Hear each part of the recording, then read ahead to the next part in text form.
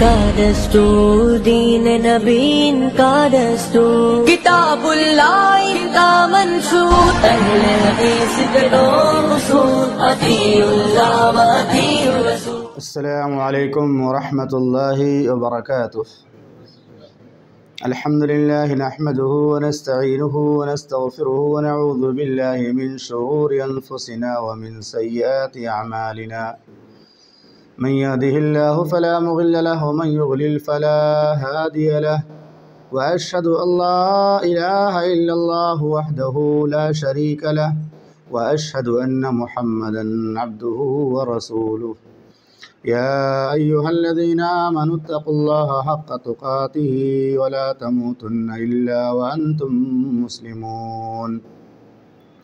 يا أيها الناس اتقوا ربكم الذي خلقكم من نفس واحدة وخلق منها زوجها وبث منهما رجالا كثيرا ونساء، واتقوا الله الذي تساءلون به والأرحام إن الله كان عليكم رقيبا۔ يا أيها الذين آمنوا اتقوا الله وقولوا قولا سديدا يصلح لكم أعمالكم ويغفر لكم ذنوبكم، ومن يطع الله ورسوله فقد فاز فوزا عظيما۔ أما بعد، فإن خير الحديث كتاب الله، وخير الهدي هدي محمد صلى الله عليه وسلم، وشر الأمور محدثاتها، وكل محدثة بدعة، وكل بدعة ضلالة، وكل ضلالة في النار۔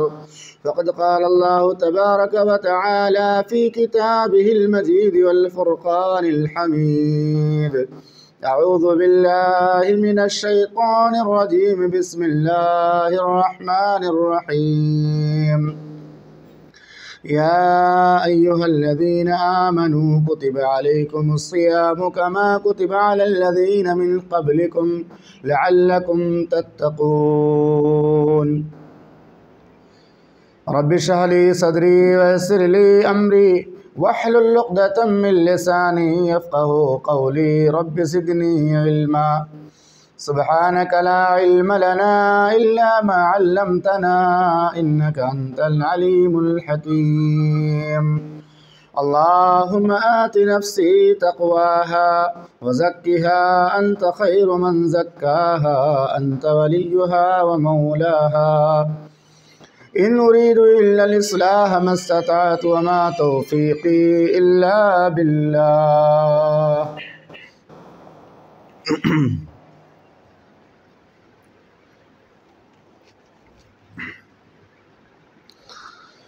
آدمی جو کچھ یہاں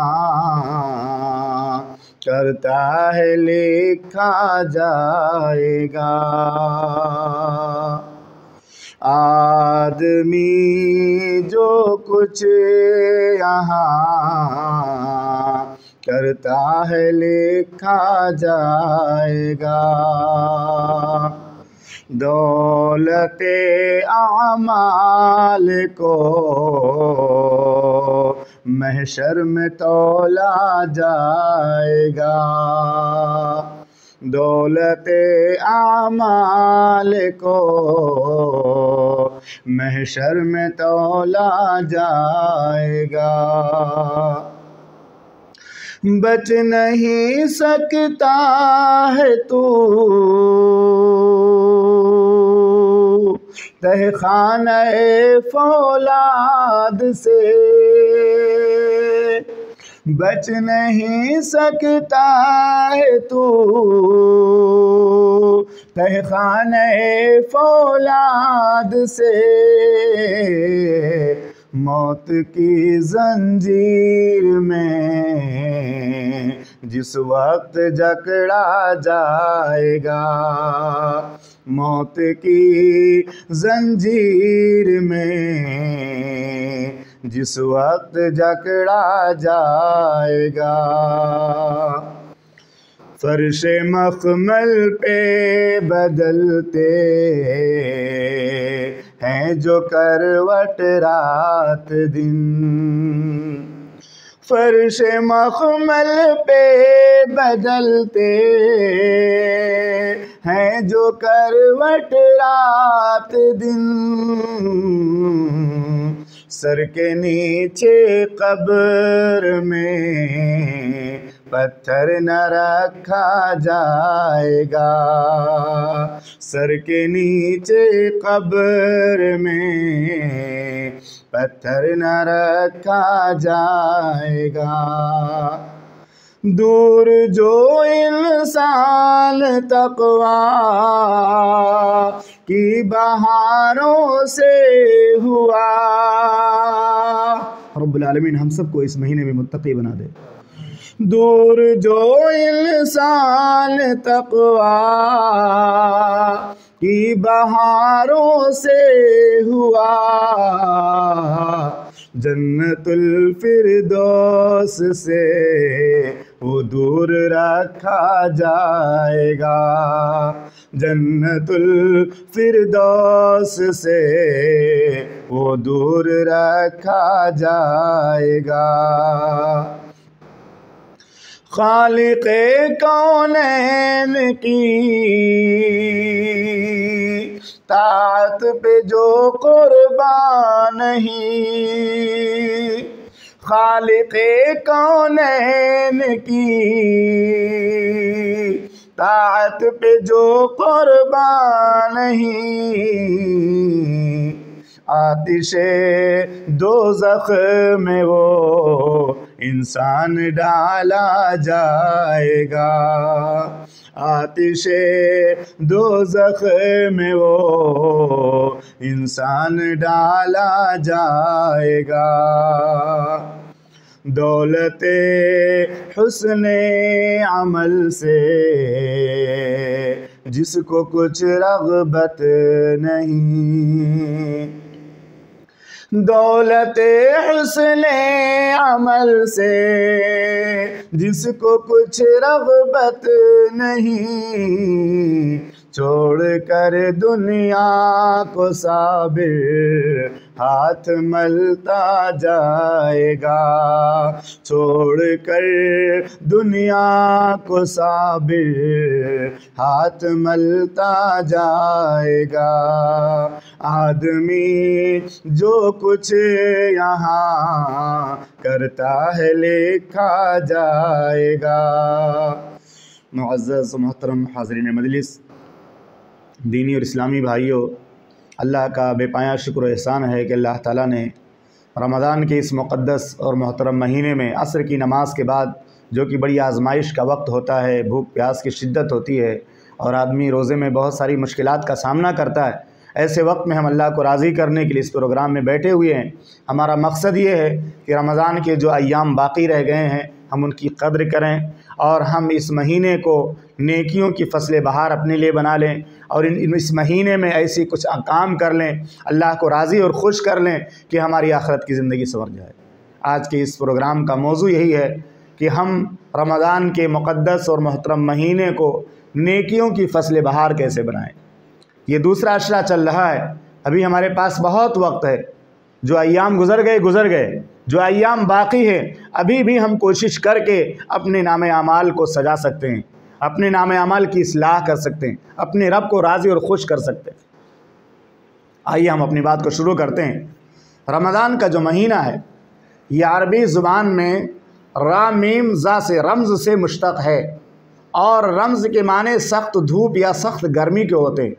چونکہ رمضان کا مہینہ جب اس کا نام رمضان رکھا گیا تو اس وقت سخت گرمی تھی، اس لیے اس کو رمضان کہا جاتا ہے۔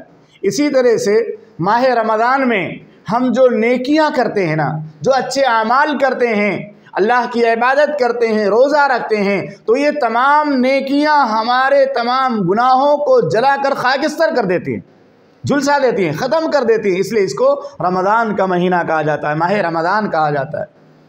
رمضان کے مہینے کے بہت سارے فضائل قرآن و سنت کے اندر موجود ہیں۔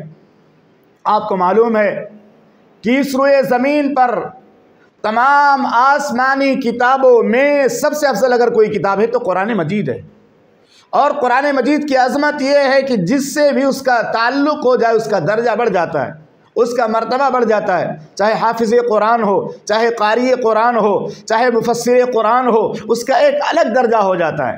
اور محمد الرسول اللہ صلی اللہ علیہ وسلم پر اللہ رب العالمین نے اس قرآن مجید کو نازل کر کے اپنا آخری پیغمبر بنایا، اپنا آخری رسول بنایا، اور محمد الرسول اللہ صلی اللہ علیہ وسلم کے ذریعہ اللہ تعالیٰ نے اپنے دین کی تکمیل فرمائی. تو رمضان کا جو مہینہ ہے اس کو بھی قرآن سے نسبت ہے. رمضان کو جو فضیلت ملی ہے وہ قرآن کے نزول کی وجہ سے ملی ہے. اس لیے رب العالمین نے فرمایا شہر رمضان الذی انزل فیہ القرآن. یہ رمضان کا مہینہ ایسا مہینہ ہے جس میں نزول قرآن کا سلسلہ شروع ہوا. تمام مہینوں میں سب سے بڑا درجہ رمضان کے مہینے کو جو ملا ہے اسی وجہ سے ملا ہے کہ اللہ نے اس میں اپنی آخری کتاب نازل فرمائی.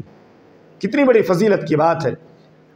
اسی طرح سے یہ رمضان کا جو مہینہ ہے اس مہینے میں پورے سال کی تمام راتوں میں سب سے عظیم الشان رات پائی جاتی ہے جس میں اللہ نے قرآن کو نازل کیا. اللہ رب العالمین نے فرمایا اِنَّا أَنزَلْنَاهُ فِي لَيْلَةِ الْقَدْرِ. رمضان کے مہینے میں قرآن نازل ہوا اور رمضان کے مہینے میں لیلۃ القدر میں نازل ہوا. لیلۃ القدر میں قرآن کے نزول کا سلسلہ شروع ہوا، اس لیے وہ رات 1000 مہینوں کے برابر قرار دی گئی. لیلۃ القدر خیر من الف شہر. یہ رمضان کی دوسری فضیلت ہے کہ اس میں تمام سالوں کی تمام راتوں میں، ایک سال کی تمام راتوں میں، 12 مہینے کی تمام راتوں میں ایک ایسی رات ہے کہ اگر کوئی بندہ اس رات کو پالے، عبادت کر کے اللہ کو راضی کر لے تو اللہ اس کے گزشتہ تمام گناہوں کو بھی مٹا دے گا اور اس کے نامہ اعمال میں 83 سال 4 مہینے کا ثواب بھی لکھ دے گا. ماہ رمضان کی تیسری فضیلت یہ ہے کہ یہ مہینہ ہے اللہ تعالیٰ اس مہینے میں اپنے بندوں کو ایک طرف تو پرہیزگار بنانے کی کوشش کرتا ہے، تقوی دینے کی کوشش کرتا ہے، متقی بنانے کی کوشش کرتا ہے. دوسری طرف اللہ تعالیٰ اس مہینے کے اندر جنت کے تمام دروازوں کو کھلوا دیتا ہے تاکہ اللہ کے بندوں کو اللہ کی رحمت کی امید ہو جائے. اللہ کے بندے اللہ کی رحمت کی امید کریں کہ اللہ تعالیٰ نے خصوصیت کے ساتھ اس مقدس اور محترم مہینے میں جنت کے تمام دروازوں کو کھلوا دیا ہے. کوئی جنت کا دروازہ بند نہیں ہے تاکہ ہم جنت میں لے جانے والے اعمال کرنے والے بن جائیں، جنت میں لے جانے والی نیکیاں کرنے والے بن جائیں. اور اس کی چوتھی خصوصیت یہ ہے، چوتھی فضیلت اس مہینے کی یہ ہے کہ اس مہینے میں رب العالمین جہنم کے تمام دروازوں کو بند کروا دیتا ہے. غلقت ابواب النار.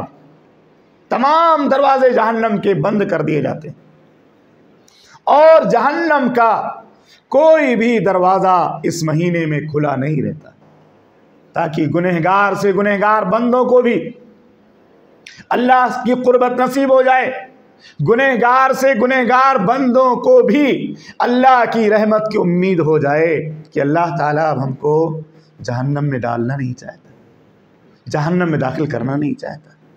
جتنے بھی توحید پرست مسلمان ہیں کبھی اللہ نہیں چاہتا کہ ایک لمحے کے لیے میرا موحد بندہ جہنم کی آگ میں ڈال دیا جائے.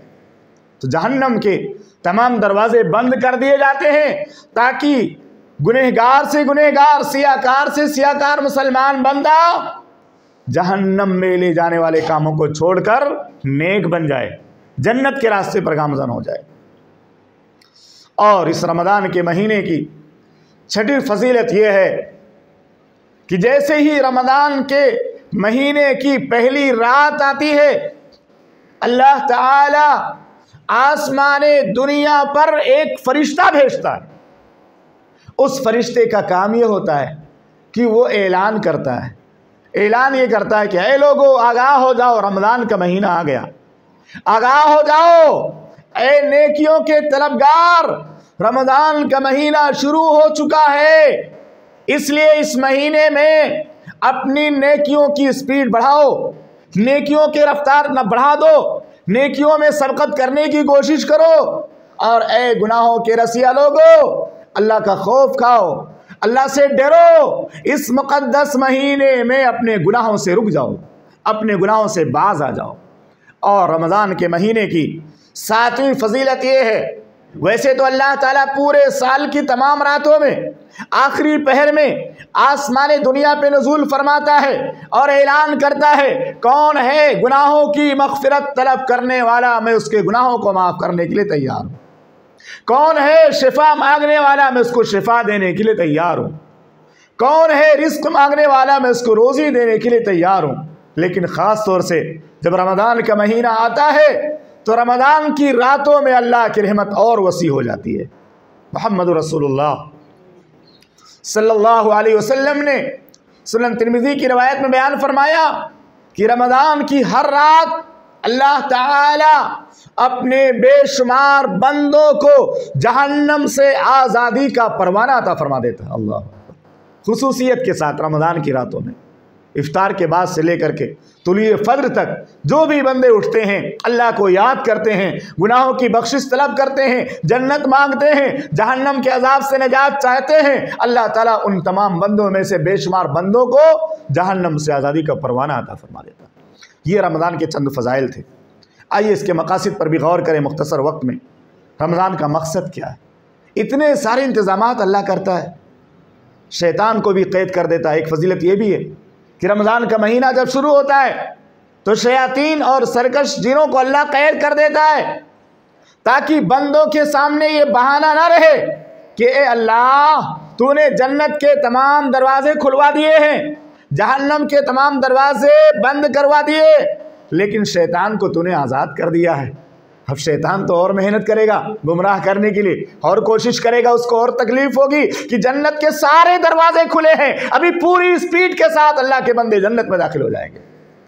تو شیطان کو اللہ رب العالمین نے رمضان میں اسی لیے قید کیا تاکہ بندوں کے سامنے یہ بہانہ نہ رہے کہ اللہ جنت کے دروازے تو کھلوائے، جہنم کے دروازے تو نے بند کروا دیے، لیکن شیاطین کو تو نے کھلی چھوٹ دے رکھی ہے، وہ مسجدوں تک آنے نہیں دیتے۔ یہی وجہ ہے کہ آپ دیکھیں گے رمضان کا مہینہ شروع ہوتے ہی جو بندہ ہفتے میں صرف 2 رکعت جمعہ کی نماز پڑھتا ہے وہ بھی مسجد میں آ جاتا ہے، تراویح کے اندر وہ بھی موجود ہوتا ہے، فرض نمازوں میں بھی موجود ہوتا ہے۔ تو یہ اللہ کا انتظام ہے۔ اتنے سارے انتظامات اللہ نے جو فرمائے ہیں نا، اگر ہم نے اس کی قدر نہ کی تو اللہ کے سامنے جواب دینا پڑے گا۔ اور اللہ کے ہاں اصول ہے، نعمت جتنی بڑی ہوگی اتنا بڑا جواب اللہ کو دینا پڑے گا، نعمت جتنی بڑی ہوگی اتنا بڑا حساب اللہ کو دینا پڑے گا۔ اس کے مقاصد میں سے پہلا مقصد ہے تقوی۔ تقوی کا معنی کیا ہوتا ہے؟ کہ ہم اخلاص کے ساتھ صرف اللہ کی عبادت کریں، ہماری نیت میں اخلاص ہو اور عبادت صرف اللہ کی کریں، اللہ کے سوا کسی کی عبادت نہ کریں، اللہ کو راضی کرنے کے لیے۔ یہی تقوی کا معنی ہوتا ہے، اللہ کے ڈر سے، اللہ کے خوف سے چھوٹے بڑے تمام گناہوں کو چھوڑ دینا اور اللہ کو راضی کرنے کے لیے فرض نفل سنت جتنی بھی عبادتیں ہو سکتی ہیں حتی المقدور تمام عبادتوں کو انجام دینے کی کوشش کرنا، اسی کا معنی تقوی ہے۔ چاہے آدمی لوگوں کے سامنے ہو، چاہے لوگوں کی نگاہوں سے پیچھے ہو، ہر جگہ اپنے آپ کو گناہوں سے بچائے، اسی کا نام تقوی ہے۔ اللہ رب العالمین نے ارشاد فرمایا، يا أيها الذين آمنوا كتب عليكم الصيام كما كتب على الذين من قبلكم لعلكم تتقون۔ اے ایمان والو، تم پر روزے فرض کیے گئے جیسے کہ تم سے پہلی امتوں پر روزے فرض کیے گئے تھے، لعلکم تتقون، تاکہ تم پرہیزگار بن جاؤ، تاکہ تم متقی ہو جاؤ۔ روزے کی حالت میں کھانا پینا چھوڑ دیتے ہو، روزے کی حالت میں گناہوں کو چھوڑ دیتے ہو، تو اب تمہارے اندر ایسی عادت ہو جائے کہ رمضان کا مہینہ گزرنے کے بعد بھی گناہوں سے دور رہو، رمضان کا مہینہ گزرنے کے بعد بھی نیکیوں کے راستے پر چلتے رہو۔ یہ مقصد ہے تقوی حاصل کرنا، رمضان کا پہلا مقصد۔ دوسرا مقصد ہے نفس کو پاک کرنا، دل کو پاک کرنا۔ ایک مرتبہ محمد الرسول اللہ صلی اللہ علیہ وسلم عائشہ صدیقہ رضی اللہ تعالیٰ عنہ کی باری میں عائشہ رضی اللہ عنہ کے بستر پہ سوئے ہوئے تھے، رات تاریک تھی، اما عائشہ صدیقہ رضی اللہ عنہ کی آنکھ کھلی تو آپ کو بستر سے غائب پایا، وہ ٹٹولنے لگی، ان کو یہ شک ہوا کہ کہیں اور چلے گئے، مسند احمد کی روایت ہے، تلاش کرتے کرتے ان کا ہاتھ محمد الرسول اللہ صلی اللہ علیہ وسلم کے پیروں سے ٹکرا گیا، دیکھا سجدے میں ہیں۔ شیطان نے وسوسہ کیا ڈالا تھا؟ کسی اور بیوی کے پاس گئے ہوں گے، لیکن محمد الرسول اللہ صلی اللہ علیہ وسلم سے زیادہ پاکیزہ دل والا چشم فلک نے دیکھا ہی نہیں، ویسا انسان پیدا ہی نہیں ہوا، ویسا رسول نہیں پیدا ہوا۔ محمد رسول اللہ صلی اللہ علیہ وسلم کو ٹٹول کر کے دیکھا تو آپ سجدے کی حالت میں اور اللہ سے دعا مانگ رہے ہیں، اللہم آت نفسی تقواہا وزکھا انت خیر من زکاہا، اے پروردگار محمد کے دل کو تقوی عطا فرما دے صلی اللہ علیہ وسلم، اے اللہ میرے دل کو تقوی عطا فرما دے، اس کو پاکیزگی عطا فرما، تو بہترین تقوی عطا کرنے والا، پاکیزگی عطا کرنے والا ہے، تو ہی اس دل کا مالک ہے۔ محمد رسول اللہ صلی اللہ علیہ وسلم سے پاکیزہ دل والا دنیا میں کوئی پیدا ہوا ہے اور نہ ہوگا، اس کے باوجود آپ سجدے میں دعا کر رہے ہیں، اللہ ہمارے دل کو تقوی والا بنا دے، ہمارے دل کو پاکیزگی عطا فرما دے۔ تو دوسرا مقصد رمضان کا ہے کہ ہم اپنے دلوں کو پاکیزہ بنائیں۔ رب العالمین نے قرآن مجید کے اندر ارشاد فرمایا، یوم لا ينفع مال ولا بنون الا من اتى اللہ بقلب سلیم۔ ابراہیم علیہ السلام نے دعا کرتے ہوئے کہا، رب لا تخزنی یوم یبعثون، اے پروردگار مجھے قیامت کے دن رسوا نہ کرنا، جب تو لوگوں کو زندہ کرے گا، جس دن کوئی مال کام نہیں آئے گا، کسی کی اولاد کام نہیں آئے گی، الا من اتى اللہ بقلب سلیم، مگر وہ کامیاب ہو جائے گا جو پاکیزہ دل لے کر آئے گا، شرک سے پاک دل، کفر سے پاک دل، بغض سے پاک دل اور نفاق سے پاک دل لے کر جو آئے گا وہ کامیاب ہو جائے گا۔ تو رمضان کا مقصد دوسرا کیا ہے؟ ہمارے دلوں کو تقوی مل جائے، پاکیزگی مل جائے، دل پاکیزہ ہو جائے۔ اسی وجہ سے انسان روزے کی حالت میں کھانے پینے سے دور رہتا ہے، بیوی کے ساتھ ہم بستری کرنے سے دور رہتا ہے، جائز چیزیں جو غیر روزے کی حالت میں جائز ہیں ان سے بھی اللہ تعالیٰ روک دیتا ہے، تاکہ بندے کو اپنے نفس پر قابو پانے کی قوت پیدا ہو جائے، کہ روزے کی حالت میں حلال بھی نہیں کھاتا ہے، اللہ نے منع کر دیا ہے، روزہ شروع ہوتے ہی اور افطار کے ٹائم ہونے تک کوئی حلال چیز بھی، پانی اور اسی طرح سے شربت اور دودھ ہی کوئی چیز آدمی نہیں کھا سکتا، تاکہ بندہ رمضان کا مہینہ گزرنے کے بعد کم سے کم حرام چیزوں سے تو بچے۔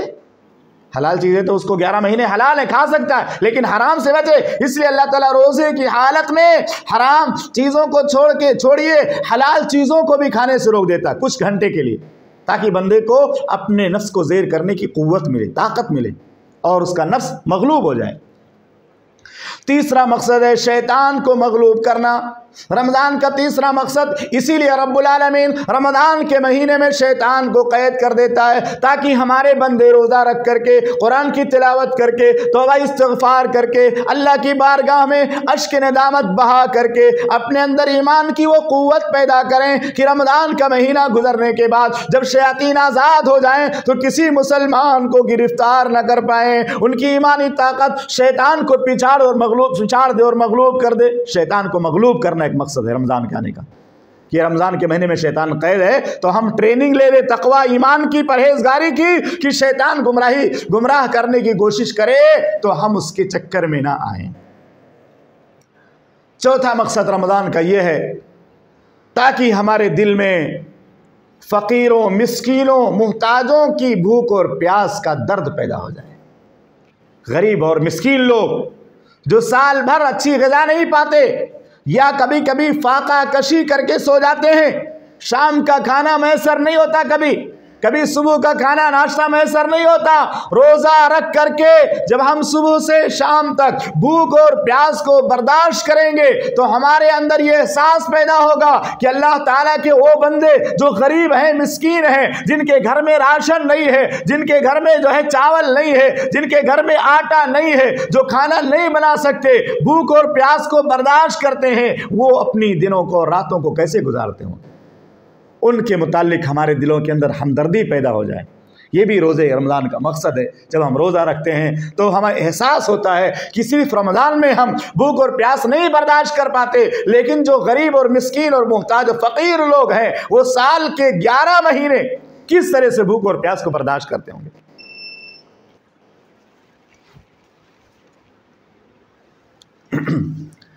اسی طرح سے رمضان کے مہینے کا 5واں مقصد ہے اللہ کی رحمت کا احساس ہونا چاہیے، اللہ کی رحمت کا احساس، کیونکہ رب العالمین نے جو ہمارا رب ہے اختیار رکھنے کے باوجود بھی جیسے نماز کو اس نے پوری زندگی فرض کر دیا، اگر چاہتا تو روزہ بھی پوری زندگی فرض کر سکتا تھا، روزہ بھی سال بھر فرض کر سکتا تھا، لیکن اللہ کا کتنا بڑا احسان ہے کہ نماز تو پوری زندگی فرض ہے لیکن روزہ سال میں 1 مہینے میں اللہ نے فرض کیا۔ یہ اللہ کی رحمت، اللہ کی رحمت کا احساس ہم کو کرنا چاہیے کہ اگر اللہ چاہتا تو پورے مہینے، تمام سال کے تمام مہینوں میں روزے کو فرض کر دیتا، لیکن ایسا نہیں ہے۔ اللہ رب العالمین نے قرآن مجید کے اندر ارشاد فرمایا ایاما معدودات، روزہ رکھنے کے لیے چند دن ہیں، 29 یا 30 دن ہیں۔ یہ اللہ کی طرف سے بڑی رحمت ہے کہ چند دن یا 29 یا 30 دن یا سال میں صرف 1 مہینہ کو اللہ نے روزے کے لیے مختص کیا ہے، صرف 1 مہینہ ہمیں روزہ رکھنا ہے، 1 مہینہ روزہ فرض ہے، اس کے علاوہ نفل روزہ ہم رکھ سکتے ہیں محمد رسول اللہ صلی اللہ علیہ وسلم کی سنت کے مطابق۔ دوسری رحمت یہ ہے کہ اگر کوئی شخص بیمار ہے، مریض ہے، مسافر ہے، بیماری کی وجہ سے سفر میں مشقت ہو رہی اس کی وجہ سے اگر روزہ نہیں رکھ سکتا ہے تو اللہ رب العالمین نے رخصت دی ہے، رمضان کے علاوہ میں آپ قضا کر لو۔ فمن کان مریضا او علی سفر فعدۃ من ایام اخر، جو کوئی بیمار ہو یا سفر کی حالت میں ہو تو اسے چاہیے کہ دوسرے دنوں میں اور دوسرے ایام میں جو ہے روزے کو مکمل کرے۔ اور رحمت کی تیسری شکل یہ ہے کہ اللہ تعالیٰ نے جو روزے کو فرض کیا ہے نا، وہ صرف دن کے حصے میں فرض کیا ہے، دن کے حصے میں۔ پہلے کے دور میں رمضان کی راتوں میں بھی بیوی سے ہم بستری کرنا یا اگر کوئی افطار کے بعد سو گیا تو کھانا پینا حرام تھا، لیکن اس امت کے لیے اللہ نے آسانی فرمائی۔ احل لكم ليلة الصيام الرفث إلى نسائكم هن لباس لكم وأنتم لباس لهن۔ اللہ رب العالمین نے فرمایا تمہارے لیے رمضان کی راتوں میں بیویوں سے بستری کرنا حلال قرار دیا گیا، بیویوں کے ساتھ شباشی کرنا حلال قرار دیا گیا، کھاؤ اور پیو یہاں تک کہ صبح کی سفیدی رات کی سیاہی پر غالب آ جائے، صبح کا سفید دھاگا کالے دھاگے سے ممتاز ہو جائے، یعنی صبح کی سفیدی رات کی سیاہی پر غالب آ جائے، صبح صادق ہو جائے، فجر کا وقت ہو جائے، اس وقت تک کھاتے پیتے رہو۔ یہ اللہ کی طرف سے رخصت، کتنی بڑی رحمت ہے۔ پورے سال روزے فرض نہیں ہے، صرف 1 مہینے روزے فرض ہیں، بیمار ہیں، مسافر ہیں تو بھی رمضان میں روزہ نہ رکھیں تو بھی چلے گا۔ اسی طرح سے اللہ تعالیٰ نے روزے کو صرف دن میں فرض کیا، 24 گھنٹے کا روزہ اللہ نے نہیں رکھا، اللہ کی رحمت ہے۔ اسی طرح سے ایک مقصد رمضان کا یہ ہے کہ ہم رمضان کے مہینے میں روزے رکھ کر کے اپنے اندر اخلاق حسنہ پیدا کریں۔ اخلاق حسنہ، عمدہ اخلاق، یہ اللہ کی بڑی نعمت ہے۔ اللہ رب العالمین ایسے بندوں سے محبت کرتا ہے جن کے اخلاق عمدہ ہوتے ہیں، اور اخلاق کی عمدگی انسان کے درجات کو بلند کر دیتی ہے۔ ایک آدمی نفلی عبادت نہیں کر پاتا لیکن اس کا اخلاق اچھا ہے، اس کے کیریکٹر سے لوگوں کو تکلیف نہیں ہوتی ہے، اس کے اخلاق سے لوگ فائدہ اٹھاتے ہیں، تو وہ آدمی نفلی عبادت کرنے والوں کے برابر ثواب حاصل کر لیتا اگر وہ فرائض کا اہتمام کرے اور اپنے اخلاق کو درست رکھے۔ یہ محمد رسول اللہ صلی اللہ علیہ وسلم کی حدیث۔ اسی طرح سے رمضان کا ایک مقصد یہ ہے کہ ہمارے اندر احسان پیدا ہو جائے۔ احسان یہ اخلاص کی سب سے بلند ترین جگہ ہے۔ اخلاص جو ہے نا، اخلاص اللہ کی عبادت اللہ کے لیے کرنا، اللہ کو راضی کرنے کے لیے تمام اعمال صالحہ کو انجام دینا، اس میں جو احسان ہے یہ سب سے بلند ترین درجہ ہے۔ اللہ کے نبی صلی اللہ علیہ وسلم نے فرمایا احسان کی تعریف کرتے ہوئے، ان تعبد اللہ کانک تراہ، اللہ کی عبادت ایسے کرو گویا تم اللہ کو دیکھ رہے ہو۔ اگر یہ احساس پیدا نہ ہو تو یہ سوچو کہ اللہ تم کو دیکھ رہا ہے۔ اور روزے کی حالت میں اگر آدمی کے اندر احسان نہ ہو رہا تو روزہ مکمل نہیں کر سکتا۔ آدمی اکیلے میں ہے، پانی موجود ہے پی سکتا ہے، تنہائی میں ہے کھانا موجود ہے کھا سکتا ہے، لوگوں کے سامنے وضو کر رہا ہے، کلی کے لیے منہ میں پانی ڈالا، کچھ پانی اندر ڈال سکتا ہے، کسی کو پتہ چلے گا؟ نہیں پتہ چلے گا۔ اللہ کا خوف، اللہ کا ڈر، احسان اور اخلاص جو اس کے اندر پایا جاتا ہے نا، اس کی وجہ سے وہ روزہ مکمل کرتا. ورنہ کتنے لوگ ایسے اگر چاہے تو لوگوں کی نگاہوں میں روزے دار رہیں گے لیکن اندر سے ان کا پیٹ بھرا رہے گا، ان کی پیاس مٹی رہے گی. بہت سارے مواقع ہیں جہاں انسان کھا سکتا ہے، پی سکتا ہے، اپنی خواہشات پوری کر سکتا، کسی کو پتہ نہیں چلے گا. لیکن اللہ کے لیے جب بندہ روزہ رکھتا ہے، چاہے دنیا میں کوئی نہ دیکھ رہا ہو، وہ نہیں کھائے گا، نہ پیے گا، نہ اپنی خواہشات کی تسکین کرے گا. تو یہ روزے کا مقصد ایک احسان ہے. اب آئیے ہم کچھ اسباب معلوم کریں کہ ہم رمضان کو نیکیوں کی فصل بہار کیسے بنائیں. چند پوائنٹ ہے، میں مختصر انشاءاللہ پیش کروں گا.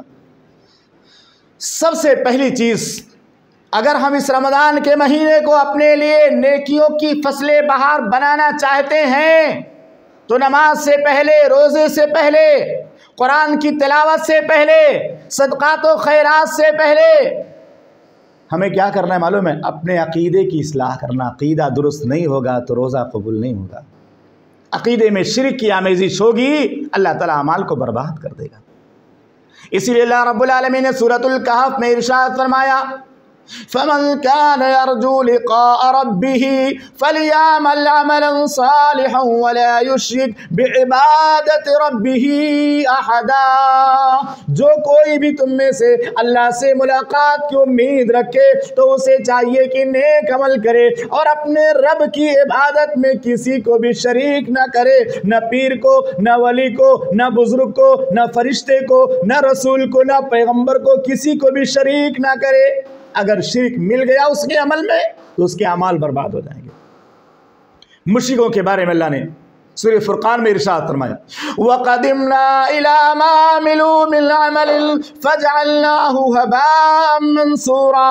اور ہم قیامت کے دن مشرکوں کے اعمال کی طرف متوجہ ہوں گے اور ان کے اعمال کو بکھرا ہوا اور اڑتا ہوا غبار بنا دیں گے. جیسے کوئی گرد و غبار اڑ جائے نا، ایسے ان کے اعمال کو اللہ برباد کر دے گا. جب تک ہمارا عقیدہ درست نہیں ہے، عقیدے کے اندر خالص توحید موجود نہیں ہے، ہر طرح کے شرک سے اس کا عقیدہ پاک نہیں ہے، تب تک اس کی کوئی عبادت اللہ قبول نہیں کرتا. ذرا بھی ریاکاری آئی، ذرا بھی عقیدہ خراب ہو گیا، اللہ تعالیٰ اعمال کو برباد کر دے گا. اسی لیے اللہ رب العالمین نے قرآن مجید کے اندر ارشاد فرمایا، وَمَا أُمِرُوا إِلَّا لِيَعْبُدُوا اللَّهَ مُخْلِصِينَ لَهُ الدِّينَ. تو عقیدے کی اصلاح ضروری ہے. آج بہت سارے لوگ کہتے ہیں ہم کلمہ تو پڑھتے ہیں، لا الہ الا اللہ محمد الرسول اللہ کا اقرار تو کرتے ہیں. میرے بھائیو، اقرار صرف کرنا کافی نہیں ہے، اس کے معنی کو، مفہوم کو سمجھنا بھی ضروری ہے کہ توحید کے تقاضے کیا ہیں، توحید کا مفہوم کیا ہوتا ہے، کن کن چیزوں کے بولنے سے، کن کن چیزوں کے کرنے سے، کن کن چیزوں کا عقیدہ رکھنے سے توحید باطل ہو جاتی ہے. ان چیزوں کو سمجھنا اور ان سے بچنا بھی ضروری ہے. دوسری چیز یہ ہے کہ ہم رمضان کا مہینہ شروع ہونے سے پہلے سنت کی تعلیم حاصل کریں، محمد رسول اللہ صلی اللہ علیہ وسلم کا اسوہ معلوم کریں. نبی صلی اللہ علیہ وسلم روزہ کیسے رکھتے تھے، نبی صلی اللہ علیہ وسلم افطار کیسے کرتے تھے، نبی صلی اللہ علیہ وسلم سحری کب کھاتے تھے، سحری کس طرح کھایا کرتے تھے، افطار کا جو طریقہ نبی صلی اللہ علیہ وسلم کا کیسے ہوا کرتا تھا، روزے کی حالت میں آپ کن کن چیزوں سے بچا کرتے تھے، روزے کی حالت میں کیا کیا کرتے تھے. ان چیزوں کا علم جب تک ہم حاصل نہیں کریں گے، ہم کو ہمارے رمضان سے کوئی نیکی ملنے والی نہیں ہے. سنت، نبی صلی اللہ علیہ وسلم کا طریقہ ہر مسلمان پر واجب ضروری کہ سیکھے، کیونکہ رب العالمین نے قرآن مجید کے اندر ارشاد فرمایا، قل ان کنتم تحبون اللہ فاتبعونی یحببکم اللہ ویغفر لکم ذنوبکم واللہ غفور رحیم. اے ہمارے پیغمبر، آپ اعلان کر دیجئے اگر تم اللہ سے محبت کرتے ہو تو اللہ کے حبیب رسول محمد الرسول اللہ صلی اللہ علیہ وسلم کی اتباع کرو. اللہ کو راضی کرنا ہے تو رب کو راضی کرنے کے لیے رسول کی اطاعت ضروری ہے، رسول کی پیروی ضروری ہے. رسول کی اتباع کے بغیر ہم کوئی بھی عمل کریں گے، کوئی بھی عمل قبول نہیں ہوگا، چاہے نماز ہو، چاہے روزہ ہو، چاہے حج ہو، چاہے زکوٰۃ ہو، چاہے صدقہ ہو. کیونکہ رب العالمین نے ارشاد فرمایا، لقد کان لکم فی رسول اللہ اسوۃ حسنہ. تمہارے لیے محمد الرسول اللہ صلی اللہ علیہ وسلم کی زندگی میں بہترین نمونہ ہے. اور آپ نے فرمایا، من احدث فی امرنا ھذا ما لیس منہ فہو رد. جس نے ہمارے اس دین کے اندر کوئی ایسی چیز ایجاد کی جو ہم نے دین میں بیان نہیں کیا، وہ مردود ہے. آپ رمضان کے اعمال پر غور کیجئے، جو چیزیں بھی سنت سے ثابت ثابت ہیں ان کو قبول کیجئے، جس کا تذکرہ سنت میں نہیں ہے، حدیثوں میں نہیں ہے، اور ان کو لوگ نیکی سمجھ کر کرتے ہیں، ان تمام چیزوں کو چھوڑنا ہماری ذمہ داری ہے، ورنہ یہ رمضان نیکیوں کی فصل بہار نہیں بن پائے گا۔ تیسری چیز یہ ہے کہ اگر ہم اپنے اس مہینے کو، جو رمضان کا مہینہ ہمیں ملا ہے، نیکیوں کی فصل بہار بنانا چاہتے ہیں تو اپنے دل کو اپنے بھائیوں کے بغض اور کینے اور نفرت سے پاک کر دیں، کیونکہ محمد رسول اللہ صلی اللہ علیہ وسلم کی حدیث ہے تفتح ابواب الجنہ یوم الاثنین و یوم الخمیس، جنت کے دروازے یہ سوموار اور جمعرات کو کھول دیے جاتے ہیں، اور اللہ تعالیٰ اپنے تمام موحد بندوں کی مغفرت فرما دیتا ہے، مگر اس بندے کو معاف نہیں کرتا جس بندے کے دل میں اس کے بھائی کے بارے میں بغض موجود ہوتا ہے۔ اللہ اکبر، یہ محمد رسول اللہ صلی اللہ علیہ وسلم کا فرمان ہے۔ بھائیوں کا کینہ دل میں ہے، بھائیوں کے متعلق بغض دل میں ہے، رمضان سے کچھ فائدہ نہیں ہوگا، اس لیے اپنے دل کو بھائیوں کے کینے سے پاک کرو، بھائیوں کو معاف کر دو، ان کی غلطیوں کو درگزر کر دو۔ محمد رسول اللہ صلی اللہ علیہ وسلم نے فرمایا کہ جو آدمی اللہ کے لیے تواضع اختیار کرتا ہے وَمَا تَوَاضَعَ أَحَدٌ إِلَّا رَفَعَهُ اللَّهُ عَزَّ وَجَلَّ، اللہ کے لیے جو اپنے بھائی کو معاف کر دے گا اللہ اس کو بلندی عطا فرماتا ہے، اس کو عزت عطا فرماتا ہے، اس کو سکون عطا فرماتا ہے۔ لیکن آج ہمارا طریقہ کیا ہے؟ اینٹ کا جواب ہم پتھر سے دینے کی کوشش کرتے ہیں۔ غلطی انسان سے ہوتی ہے لیکن معاف کرنے سے اللہ کی رحمت ملتی ہے، اللہ کی محبت ملتی ہے۔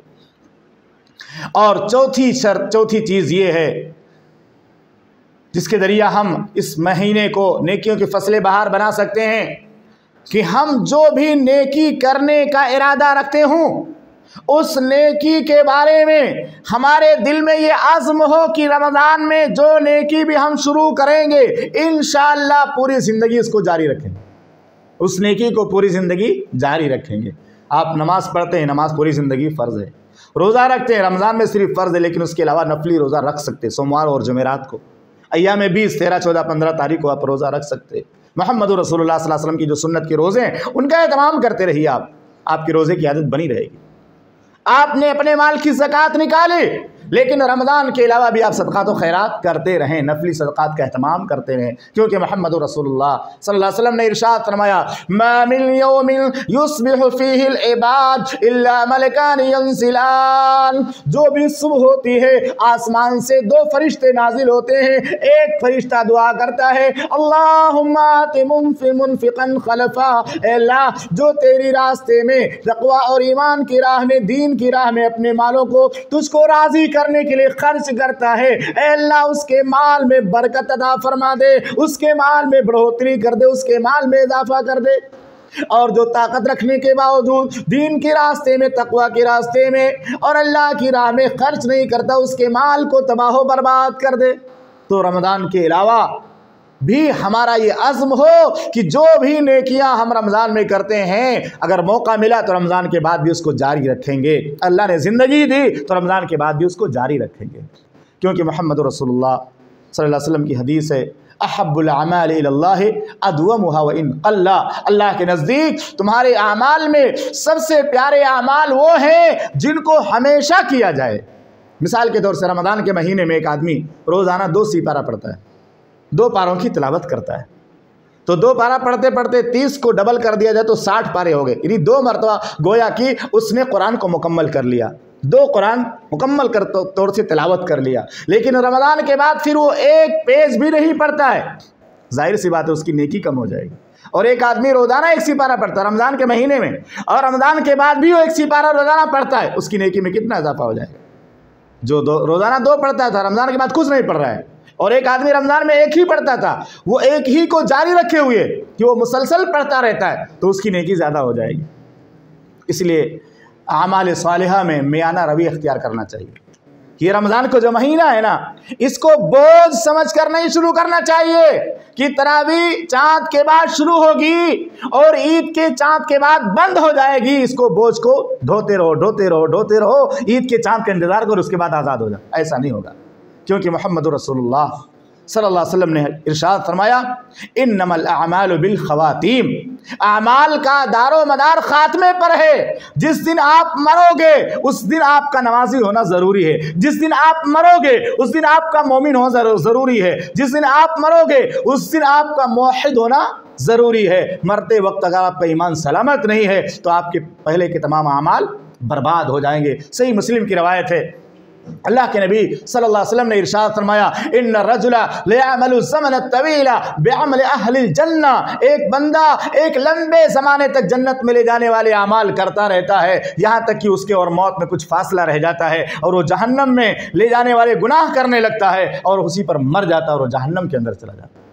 اور ایک آدمی ایک لمبے زمانے تک جہنم میں لے جانے والے گناہ کرتا ہے لیکن اس کے اور موت کے درمیان چند ہفتوں یا مہینوں کا فاصلہ باقی رہتا ہے، وہ توبہ کر کے نیک بن جاتا ہے اور انہی اعمال صالحہ کے انجام دیتے ہوئے وہ دنیا سے چلا جاتا ہے، ایمان کے ساتھ وہ جنت کے اندر چلا جاتا ہے۔ آج کتنے مسلمان ہیں جو رمضان میں روزہ بھی رکھتے ہیں، اعتکاف بھی کرتے ہیں، کئی بار قرآن کی تلاوت مکمل کرتے ہیں، پورا قرآن مکمل کرتے تلاوت کرتے کرتے، لیکن رمضان کے بعد ان کی زندگی میں 5 وقتہ نمازیں بھی باقی نہیں رہتی۔ اور میں یہ بتاؤں آپ کو، رمضان کے بعد اگر ہم اپنا احتساب کرنا چاہتے ہیں کہ ہمارے اندر تقوی آیا کہ نہیں آیا، اور رمضان کے پہلے وہ آدمی صرف 2 رکعت جمعہ کی پڑھتا تھا، رمضان میں مسجد میں آ گیا، اگر وہ یہ چاہتا ہے کہ اپنا تقوی جانچے تو اس کو یہ چاہیے کہ اپنے نمازوں کا احتساب کرے، رمضان میں کتنی نمازیں پڑھتا تھا، رمضان کے بعد وہ کتنی پڑھ رہا ہے، کیونکہ میں نے حساب لگایا رمضان میں آدمی صدقہ بھی کرتا ہے، رمضان میں آدمی اپنے مالوں کی زکوٰۃ دیتا ہے، رمضان میں آدمی جو ہے عمرہ بھی کرتا ہے، رمضان میں آدمی قرآن کی تلاوت کرتا ہے، بہت ساری نیکیاں کرتا ہے، لیکن سب سے زیادہ ایک مسلمان بندہ رمضان کے مہینے میں جس نیکی کی ٹریننگ لیتا ہے، جس عمل صالح کی ٹریننگ لیتا ہے، وہ نماز کی ٹریننگ ہے۔ آپ غور کیجئے، ایک مسلمان دنوں رات میں 5 وقتہ نمازوں کو ملا کر روزانہ رمضان کے مہینے میں 40 رکعت پڑھتا ہے۔ 40 رکعت، کتنی 40 رکعت لوگوں کے ساتھ مل کے پڑھتا ہے، 40 رکعت پڑھ لے جاتا ہے۔ وہ فرض کی 17 رکعت ہیں اور تراویح مع وتر 11 رکعت، 17 11 اور اسی طرح سے سنن رواتب 12 رکعت، آپ ٹوٹل کیجئے 40 رکعت ہو رہی ہیں۔ 40 رکعت پڑھنے والا مسلمان رمضان میں اپنے آپ کو متقی بنا رہا تھا اور رمضان کا مہینہ ختم ہوتے ہی وہ 40 سے لے کر 2 پر آ گیا، اور وہ بھی روزانہ نہیں، ہفتے میں صرف 2 رکعت، ہفتے میں صرف 2، جمعہ کے دن۔ کتنی مسجدوں پر ہم لوگ خطبے کے لیے جاتے ہیں بمبئی وغیرہ میں تو کہتے ہیں بھائی مسجد بڑی کر دو، لوگ وضو خانے پر نماز پڑھ رہے ہیں، مسجد کے باہر سب بچھا کر نماز پڑھ رہے ہیں، ذمہ دار کیا بولتے ہیں؟ مولانا یہ بھیڑ صرف جمعہ کی ہوتی ہے، صرف جمعہ کے دن لوگ نظر آتے ہیں، عام نمازوں میں 10-15 نمازی کے علاوہ نظر نہیں آتے۔ تو تقوی حاصل کرنا ہے تو خاص طور سے رمضان میں جو ہم نے نماز شروع کی ہے نا، پوری زندگی ہم اس کو جاری رکھیں۔ نماز اگر باقی نہیں تو تقوی کہاں رہے گا ہمارا؟ اسی طرح سے اگر ہم چاہتے ہیں کہ یہ مہینہ ہمارے لیے نیکیوں کی فصل بہار بن جائے تو 5 وقتہ نمازوں کے ساتھ سنن رواتب کا جو اہتمام ہو رہا ہے، قیام اللیل کا جو اہتمام ہو رہا ہے، ان نمازوں کو ہم رمضان کے بعد بھی جاری رکھیں اور رکھ سکتے ہیں۔ تراویح کی نماز ہم عشاء کی نماز کے بعد پڑھتے ہیں، رمضان کے علاوہ آپ آخری پہر میں پڑھیے 2 رکعت 4 رکعت 6 رکعت 8 رکعت جو محمد رسول اللہ صلی اللہ علیہ وسلم کی سنت ہے، جتنی آپ کو توفیق ملے پڑھیے۔ اللہ عائشہ صدیقہ رضی اللہ تعالیٰ عنہ فرماتی ہے اللہ کے نبی صلی اللہ علیہ وسلم رمضان اور غیر رمضان میں 11 رکعت سے زیادہ نہیں پڑھتے تھے، تو 11 کے اندر بھی آپ پڑھو، 2 رکعت 4 رکعت 6 رکعت 8 رکعت جتنی بھی آپ کو جیسے ٹائم ملا۔ کبھی انسان کی نیند بہت دیر میں کھلتی ہے، فجر کی اذان ہونے والی ہے، آپ 2 کر کے 4 پڑھو، وتر پڑھ لو، ختم کر لو۔ اللہ کے نبی صلی اللہ علیہ وسلم کی حدیث ہے کہ رات کی نماز 2 رکعت ہے، اور جب تم کو ڈر ہو کہ صبح ہو جائے گی تو وتر پڑھ کر اپنی نماز مکمل کر لو۔ تو نمازوں کا اہتمام کریں، فرائض کے ساتھ نوافل کا، یہ سوچ کر کہ پوری زندگی نمازیں ہماری انشاءاللہ جاری رہیں گی۔ اسی طرح سے کثرت سے اللہ کا ذکر کریں۔ اللہ کے ذکر کے بہت ساری کلمات ہیں، جیسے سبحان اللہ والحمد للہ ولا الہ الا اللہ واللہ اکبر، اللہ کو بڑے پیارے ہیں۔ اسی طرح 100 بار لا الہ الا اللہ وحدہ لا شریک لہ لہ الملک ولہ الحمد وہو علی کل شیء قدیر۔ اللہ کے نبی صلی اللہ علیہ وسلم نے فرمایا اس کی بھی بڑی فضیلت ہے، جو آدمی صبح میں 100 بار پڑھے گا شام تک شیطان کے شر سے محفوظ رہے گا، اور اس کے نامہ اعمال میں 100 نیکیاں لکھی جائیں گی، 100 گناہ معاف کیے جائیں گے، اور 10 غلام آزاد کرنے کے برابر सवाब उसको दिया जाएगा। इतनी बड़ी फजीलतें हैं इस जिक्र की। इसी तरह से सुबहान अल्लाह व बिहम्दिही सुबहान अल्लाहिल अज़ीम, इसको भी अपनी ज़ुबानों पर जारी रखें। इन कलिमात के ज़रिए अल्लाह ताला की क़ुर्बत मिलती है, अल्लाह की मोहब्बत मिलती है और दिलों को पाकीज़गी नसीब होती है। इसी तरह से इस्तिग़फ़ार का एक बेहतरीन कलिमा अल्लाह के नबी सल्लल्लाहु अलैहि वसल्लम ने सिखाया, अस्तग़फ़िरुल्लाहल्लज़ी ला इलाहा इल्ला हुवल हय्युल क़य्यूम व अतूबु इलैह, अस्तग़फ़िरुल्लाहल्लज़ी ला इलाहा इल्ला हुवल हय्युल क़य्यूम व अतूबु इलैह। इसी तरह से कुरान मजीद की कसरत से तिलावत करें। एक हरफ पर 10 नेकी से लेकर 700 गुना या उससे ज़्यादा अल्लाह ताला अता करता है। आपने अगर कुरान का अलिफ लाम मीम पढ़ दिया, अलिफ लाम मीम, तो 3 हर्फ इसके अंदर आ गए, कम से कम आपको 30 नेकी मिल जाएगी। आप गौर कीजिए, पूरा सिपारा अगर पढ़ें आप तो नेकी को आप शुमार नहीं कर सकते, नेकी को गिन नहीं पाएंगे कि एक सिपारे में कितने हुरूफ आ रहे हैं, और एक हुरूफ पर 10 लेकर के 700 गुना नेकियां मिल रही। कसरत से कुरान की तिलावत करें। इसी तरह से एक और नेकी कमाने का ज़रिया रमज़ान के अंदर है, वो ये है कि हम रोज़ा रखते हैं अल्लाह को राज़ी करने के लिए, अल्लाह को खुश करने के लिए, आखिरत बनाने के लिए। इसी तरह से रोज़ा रखने के साथ साथ हम लोगों को रोज़ा इफ्तार कराएं। एक दिन में 500 नेकियों 500 रोज़ों का सवाब भी हासिल कर सकते हैं। एक दिन में 100 रोज़ों का सवाब भी हासिल कर सकते हैं। एक दिन में 200 रोज़ों का सवाब भी हासिल कर सकते हैं। अगर आपने रोज़ा रखा है और आपने 200 रोज़ेदारों की इफ्तार का इंतज़ाम भी कर लिया, उनको इफ्तार कराया, तो आपको आपके रोज़े का सवाब तो मिल रहा है, लेकिन 200 रोज़ेदार जिन्होंने आपके ज़रिया रोज़ा इफ्तार किया, उनके बराबर भी आपको सवाब मिलेगा। कितना बेहतरीन ज़रिया है नेकी कमाने का, कितना आसान ज़रिया है। और रोज़ा ऐसी नेकी है, अल्लाह फरमाता है रोज़ा मेरे लिए है, मैं ही उसका बदला दूंगा। रोज़े का कोई अंदाज़ा नहीं कर सकता कि अल्लाह कितना उसका बदला देने वाला है। लेकिन 5 शर्तें हैं, मुख्तसरन मैं जिक्र करता हूँ। कोई आदमी रोज़ा इफ्तार कराता है तो उसको 5 चीज़ें याद रखनी चाहिए।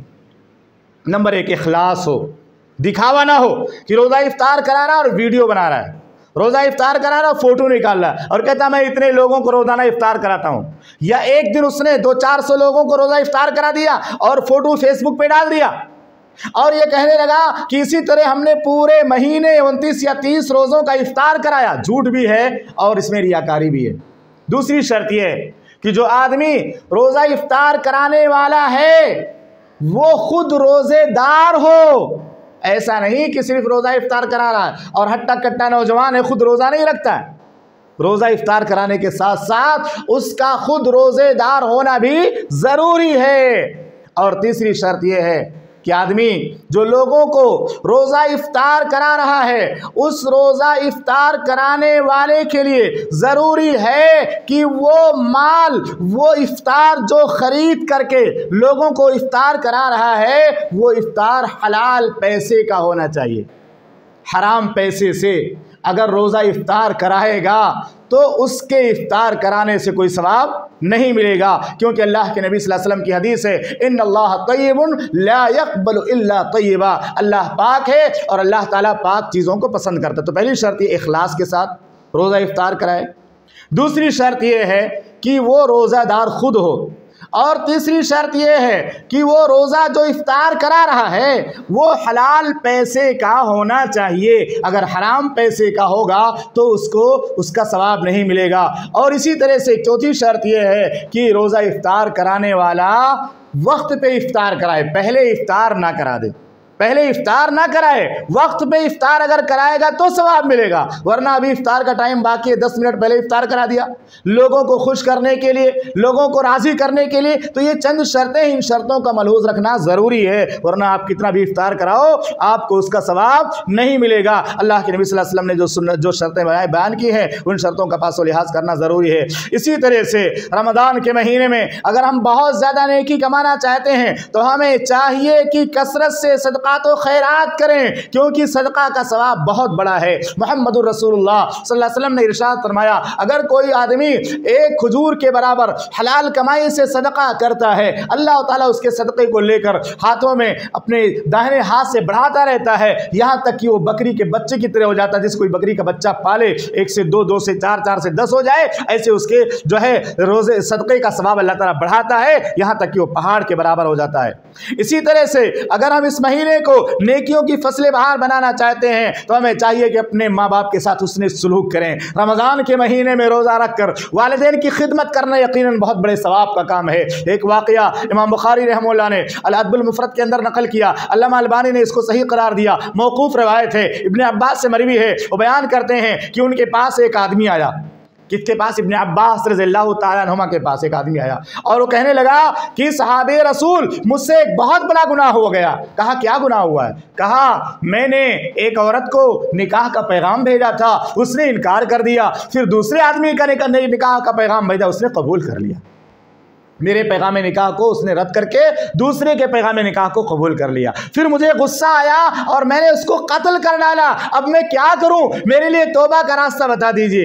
ابن عباس رضی اللہ تعالی عنہما نے کہا کہ کیا تمہاری ماں زندہ ہے؟ انہوں نے کہا ماں تو زندہ نہیں ہے۔ تو کہا اللہ کی بارگاہ میں توبہ کرو، سچی توبہ کرو، ہو سکتا ہے اللہ تم کو معاف کر دے۔ تو سعید بن مسیب نے غالباً پوچھا کہ اے صحابہ رسول، آپ نے اس کی ماں کے بارے میں کیوں سوال کیا تھا؟ تو انہوں نے کہا کہ میری نظر میں فرض عبادتوں کے بعد، اللہ کی عبادت کے بعد، بندگی کے بعد، نفلی عبادتوں میں یا دوسری تمام نیکیوں میں اپنے ماں کے ساتھ حسن سلوک سے بڑی کوئی نیکی نہیں جانتا ہوں۔ کوئی آدمی اللہ کی عبادت کرے، فرائض کا اہتمام کرے، اس کے ساتھ اپنے ماں کے ساتھ حسن سلوک کرے، ماں کے خدمت کرے، ماں کو خوش کرے، تو انشاءاللہ اس کی خدمت کی وجہ سے اللہ اس کے گناہوں کو معاف کر دے گا، یا اس کی ماں دعا کرے گی اس کے حق میں، اللہ اس کی دعا کو قبول کر کے اس کے گناہوں کو معاف کر دے گا۔ اس سے پتہ چلتا ہے کہ ماں کے ساتھ حسن سلوک کرنا چاہیے۔ رمضان میں ماں کے ساتھ بدسلوکی یا والدین کو ستانا نہیں چاہیے۔ اسی طرح سے اگر ہم چاہتے ہیں کہ یہ مہینہ ہمارے لیے نیکیوں کی فصل بہار بن جائے تو آنے والا جو عشرہ آنے والا ہے، جو آخری عشرہ ہے، اس میں ہم اعتکاف کا اہتمام کریں۔ انشاءاللہ اس کے ذریعہ ہمیں 10 راتیں ملیں گی اور ان 10 راتوں میں عبادت کریں گے تو کوئی ایک رات لیلۃ القدر کی مل جائے گی، اور لیلۃ القدر کی عبادت کا ثواب فرمایا اللہ کے نبی صلی اللہ علیہ وسلم نے کہ 1000 مہینے سے بہتر ہے وہ رات۔ 1000 مہینے کی عبادت کا ثواب ملے گا اگر ہم نے اعتکاف کیا اور 10 راتوں میں سے وہ رات مل گئی ہم کو جو آخری عشرے کی طاق راتوں میں ہوتی، جس کو لیلۃ القدر کہا جاتا ہے۔ اسی طرح سے اگر ہم اس مہینے کو نیکیوں کی فصل بہار بنانا چاہتے ہیں تو تمام نیکیوں کے کرنے کے ساتھ ساتھ ہمیں چاہیے کہ اللہ سے یہ دعا بھی مانگتے رہیں، ربنا تقبل منا انک انت السمیع العلیم، اے پروردگار تو ہمارے نیکیوں کو، ہمارے اعمال صالحہ کو، روزوں کو قبول فرما لے۔ نیکی کرتے ہوئے گھمنڈ کبھی نہیں کرنا چاہیے، غرور کبھی نہیں کرنا چاہیے۔ بہت سارے روزے دار ایسے ہیں جو رمضانی مسلمان کو، جو رمضان کے علاوہ نماز نہیں پڑھتا، مسجد میں آتا ہے تو اس کو گھور کر کے دیکھتے ہیں، اس کا مذاق اڑاتے ہیں اور کیا کہتے ہیں؟ 100 چوہا کھا کے بلی حج کو چلی، 100 چوہا کھا کے بلی حج کو چلی۔ یہ جملہ کفریہ جملہ میرے بھائیوں، کیونکہ حدیث نبی صلی اللہ علیہ وسلم کی کہ ایک شخص نے کسی گنہگار کے بارے میں یہ کہہ دیا تھا اللہ تجھے معاف نہیں کرے گا، اللہ نے اس کو جہنم میں ڈال دیا اور اس گنہگار کو معاف کر دیا، اور اللہ نے کہا تو کون ہوتا ہے قسم کھانے والا؟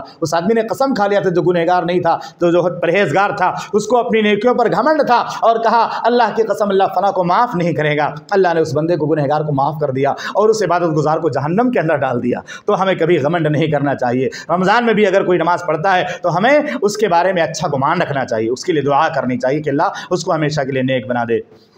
اسی طرح سے رمضان میں ہم عمرے کا اہتمام کریں۔ اس کے بارے میں اللہ کے نبی صلی اللہ علیہ وسلم کی حدیث صحیح بخاری کی کہ عمرۃ فی رمضان تعدل حجۃ او حجۃ معی، جو رمضان میں عمرہ کرتا ہے گویا کہ میرے ساتھ وہ حج کر رہا ہے، میرے ساتھ حج کرنے کے برابر ثواب ملے گا۔ لیکن اگر اس پر حج فرض ہے تو رمضان کا عمرہ کام نہیں آئے گا، الگ سے اس کو حج کرنا پڑے گا۔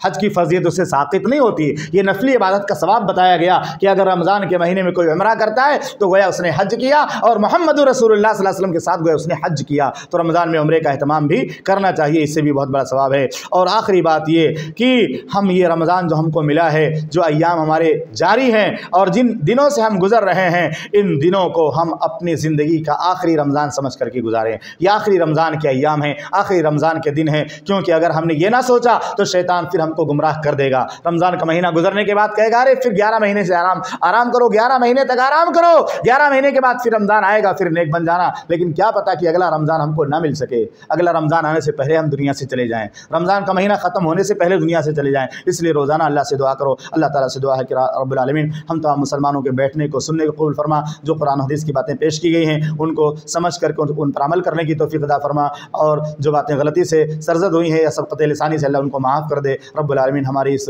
رمضان کے مہینے کو ہم سب کے لیے ذریعہ نجات بنا، ذخیر آخرت بنا، جہنم سے آزادی کا ذریعہ بنا، ہم سب کو جنت الفردوس میں اعلیٰ مقام عطا فرما اور ایمان کے ساتھ موت نصیب فرما۔ السلام علیکم ورحمۃ اللہ وبرکاتہ۔